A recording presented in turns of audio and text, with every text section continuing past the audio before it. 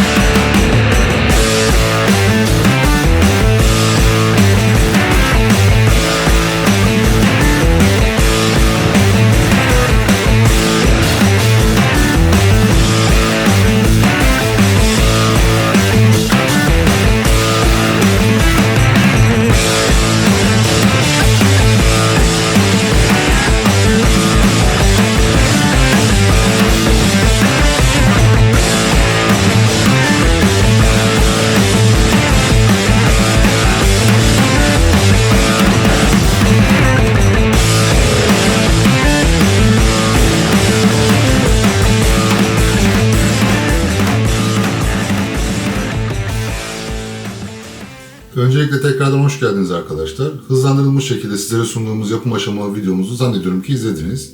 Şimdi set hakkında birkaç bilgi paylaşmak istiyorum sizinle. Lego bu seti bizlere tam 694 parça olarak sunduğunu daha önce söylemiştim. Bu 694 parçayı da kutu içerisinde bizlere 8 farklı pakette sundu Lego. Setin kitapçığı bu şekilde.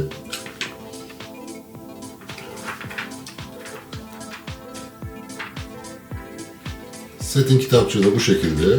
Dikey bir kitapçık olarak geliyor bu sefer.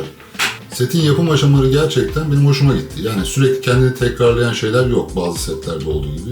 Örneğin birinci pakette işte setin gövdesini yapıyorsunuz. Sonra ayaklarını, kollarını ve en sonunda kafasını yapıp seti tamamlıyorsunuz. Setin fonksiyonlarına göz atmamız gerekirse setin kafası sağa ve sola döndürebiliyoruz. Kolları birbirinden bağımsız şekilde hareket edebiliyor. Yine elleri de sağa ve sola dönebiliyor.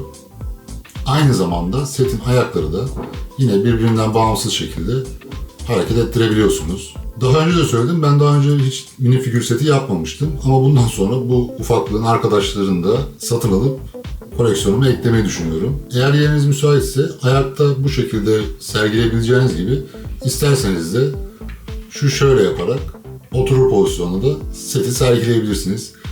Gerçekten hoşuma gitti benim. Dediğim gibi bundan sonra da bu minifigür setlerini de satın alıp koleksiyonuma ekleyeceğim.